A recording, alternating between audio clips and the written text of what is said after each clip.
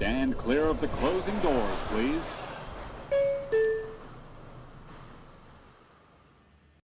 And welcome in, you guys. After another Mets victory, they take the first 3 games of the series with the St. Louis Cardinals to improve to 14-7, 7 games above 500. It is their high watermark on the season. Another amazing pitching performance from this staff as they blanked the Cardinals on Saturday afternoon in front of a sold-out Citi Field crowd. You gotta love it. The vibes are high in Queens right now. I am pumped. It has been an awesome weekend so far for the Mets here against the Cardinals, as now tomorrow on Sunday they will be going for the sweep against a team that honestly a lot of people underestimated. So far, honestly though, the Mets have really neutralized their bats. They came in hot, like I've said in my streams if you've been watching. They came in with the 3rd most amount of runs scored in Major League Baseball so far this year, and so far the Mets pitching staff has held them to 1 run on Thursday, 4 runs yesterday, and now today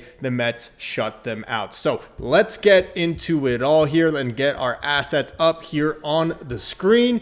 And there we go. You see right there how the Mets opened the scoring. That came in the 3rd inning, courtesy of Juan Soto, getting an RBI knock up the middle and driving in who else but Luis Angel Acuna, who had led the inning off with a double into right center field. And that was followed by our boy Pete hitting a 2-out double in the left center to bring home Juan Soto, make it 2-0. From there, Kodai Senga was just excellent. Another amazing performance from Senga this afternoon. He builds on his last outing where he went 7 innings of shutout ball. Today he goes 5 2/3 innings of shutout baseball. Another just fantastic performance. His ERA goes from 1.06 entering this start all the way down to 0.076. Wait, where is it? Yeah, 0.79. I was pretty close. I mean, come on, you got to give it to me.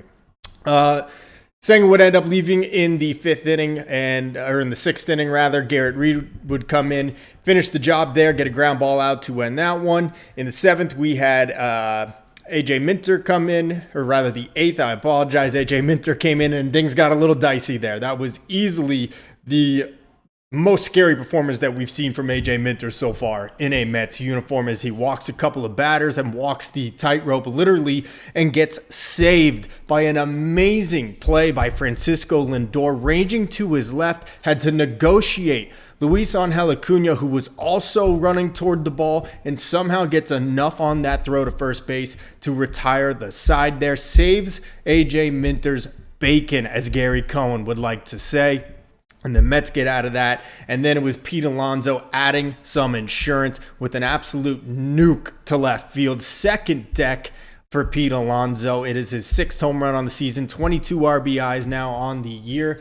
The guy is red hot. MVP. Okay, let's get it started. MVP. This dude is back. This is 2019 rookie year Pete Alonso. This is 2022 Pete Alonso, who was hitting in the 260s, 270s, and hitting 35, 40 home runs. This has been an unbelievable start to the season for the Polar Bear. I am so juiced about it. Guys, by the way, I didn't really get to saying it in the beginning, but if you are new to the channel, I'm Tony Metro. I do live streams and video content on the Mets every single day. So be sure to subscribe to my channel. You can also find me on Instagram, TikTok, Twitter, all that stuff, Tony Metro. And be sure to leave this video a like, and please hang out in the chat. Let's talk about it. It's been a great couple days for the New York Mets. I am so stoked about it. And I know if you're a real Mets fan, which if you're watching this, then you probably are too. Edwin Diaz coming on in the 9th, and of course making us bite our fingernails for a while there, as he doesn't walk the leadoff batter but goes 3-0 on him. Eventually comes back to strike him out.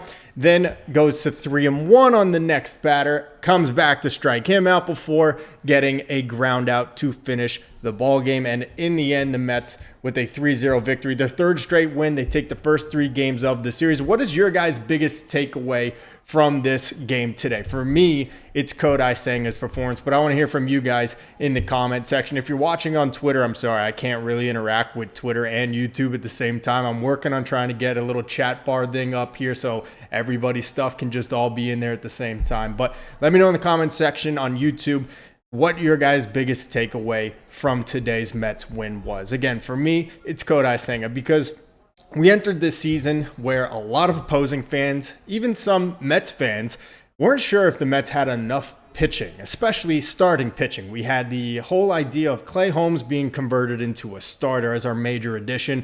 Frankie Montas was kind of one of those additions like Luis Severino last year and Sean Manaea, where, hey, they've had big league success, but not super consistently or recently, so we weren't sure what we'd get out of him. Montas, of course, hasn't even pitched for the Mets so far this year, and a lot of rival scouts probably looked at this rotation and thought, this ain't it. They don't got it. Well, so far, guess what? Mets starters, best ERA in all of baseball now, 22 games into the season. 14 plus 7, 21. Okay, whatever. I'm not a math major, so don't get mad at me. It's been just awesome to watch. It has been so impressive. And for me, Senga doing this is so important because him not really pitching at all last year. Of course, starting the year on the injured list because of his arm, and then later having the ankle injury, and then only having a few postseason appearances where he didn't look very good. An ERA above 12. We all know it was really ugly for Senga in the postseason last year. We weren't totally sure. Were we going to get the guy that we signed out of Japan and pitched really well for the Mets in 2023? Or was this kind of maybe the beginning of the end for Senga, who has a lot of miles on his arm from his Japanese career? So far, this dude has been amazing. I mean, if you were voting for an NL Cy Young candidate right now, today, it has to be Kodai Senga. The guy has made 4 starts. He's now 3-1. His ERA is 0.79 today. 4 strikeouts, just 2 walks, and 3 hits.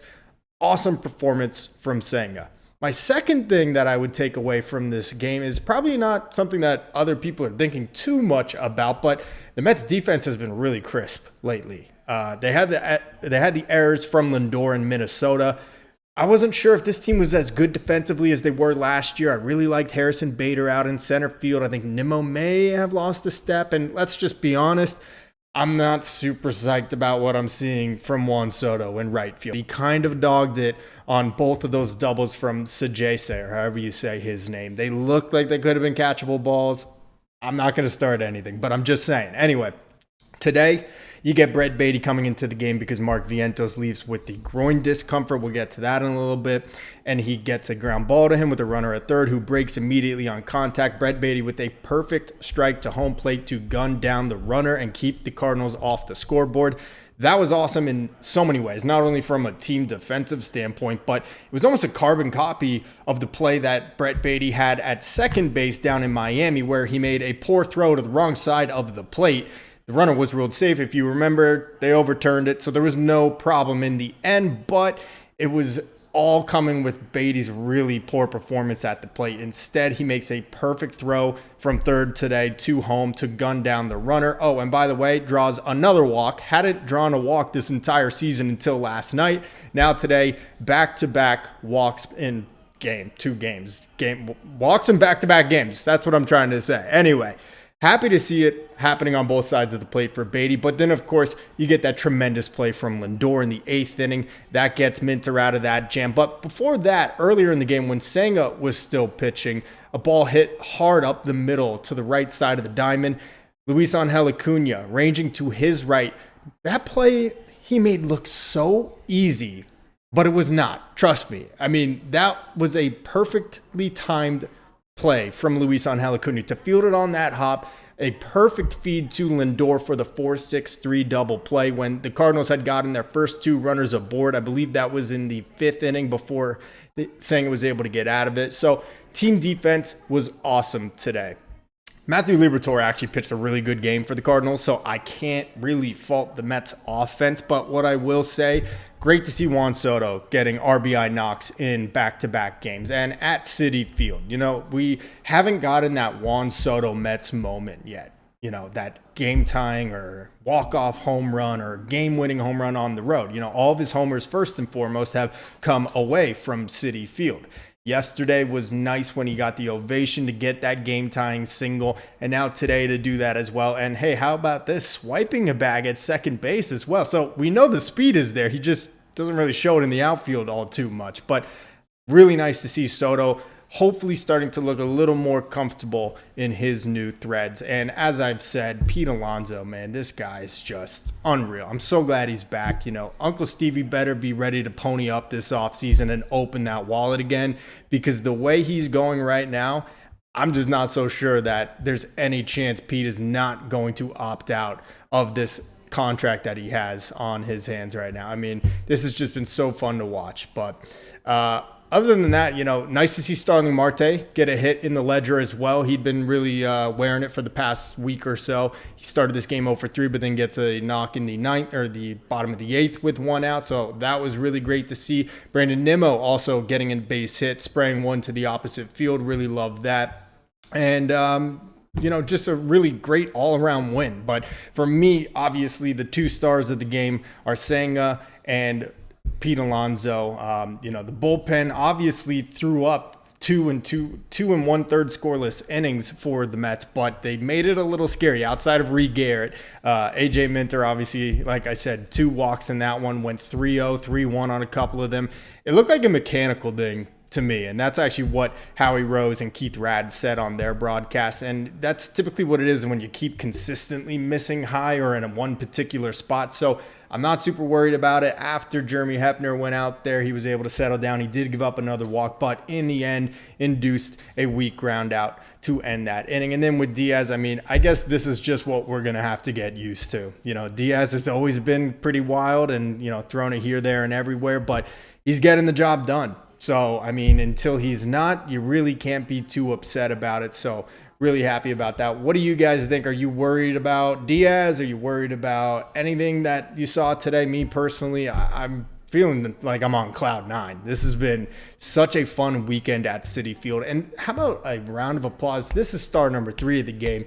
You fans that are trekking out there to Citi Field, the energy is just booming through the TV. It's booming through the radio call. You can hear it. You can feel it. It is so cool to see games in April at Citi Field sold out, fans jumping up and down out of their seats, going nuts. It is awesome. We have waited for this for a long time. Steve Cohen, David Stearns, Carlos Mendoza, the players have finally delivered that.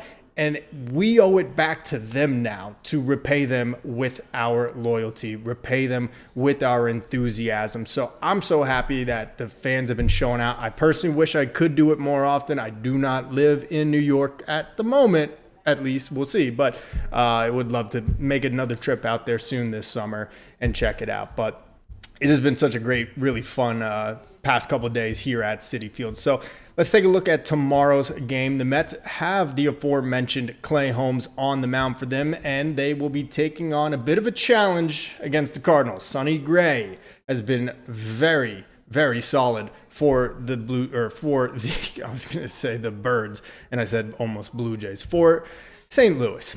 So far this year, 3-0 with a 3.18 ERA, 23 strikeouts so far this season. Taking a look at some of the numbers, Pete Alonso, a homer and 2 RBIs off of him, but just a 200 average in a pretty small sample size against Sonny Gray.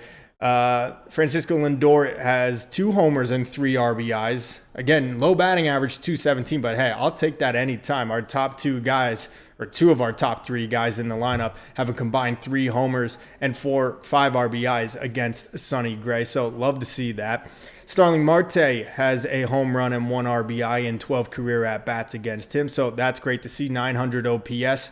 Not sure we're going to get Marte in the lineup again, though, with Sonny Gray being a righty, obviously. It'll probably be Jesse Winker, but we'll see how that all plays out. And then really not a whole lot of career numbers against Sonny Gray in the Mets lineup for tomorrow. And then if we take a look at Clay Holmes taking on the Cardinals, it's even less, obviously, because Clay Holmes has spent the majority of his career with the Yankees in the American League and as a reliever. But Nolan Arenado is 0 for 4 in 4 at-bats. I'm sure that will change because Arenado always seems to kill the Mets. He didn't today, but I don't know. We'll see. We'll see how long we can get away with that for. Wilson Contreras is 0 for 5 as well. And then Nolan Gorman, no hit. So, really solid numbers for Holmes. But again, small sample size. They probably came in relief. So I can't be too enthusiastic and say the Mets are definitively going to sweep the Cardinals, but they have a chance. I mean, and how awesome is that? The Phillies are winning, or actually I believe won today, so the Mets will not gain another game on them in the standings. It's too early to really worry about the standings anyway, but good to keep an eye on. The Marlins actually gave them a fight. They made it an 11-10 game. I saw the Phillies have been leading by a couple of runs earlier in the afternoon, but yeah, the Mets are still in first place regardless. Taking a look around the rest of the NL East, the Braves are just getting underway with the Minnesota Twins, and then the Nationals, who their record wouldn't tell you, but they look a lot better than they have in the years past. They beat the Rockies today, or I'm sorry, they're actually in the bottom of the ninth against the Rockies. They lead 12-10. Okay, there we go. We got it all out. So another fun win for the Mets today, and I appreciate everyone coming in, tuning in, watching wherever it is, whether it's on YouTube or Twitter. Tomorrow we will have a pre-game preview, and we will do some more stuff from Carlos Mendoza if we're able to get it, and then we'll see about the post-game, but we will definitely have a series recap Sunday night or early Monday morning, and that going into the Mets and Phillies series beginning on Monday. So keep it tuned here. Like I said, I'm Tony Metro. Be sure to subscribe to the channel if you want daily Mets content. You can also check me out on TikTok, Instagram, Twitter, wherever you get all your social media stuff. That'll be it for now. Till then, stay true to the orange and blue.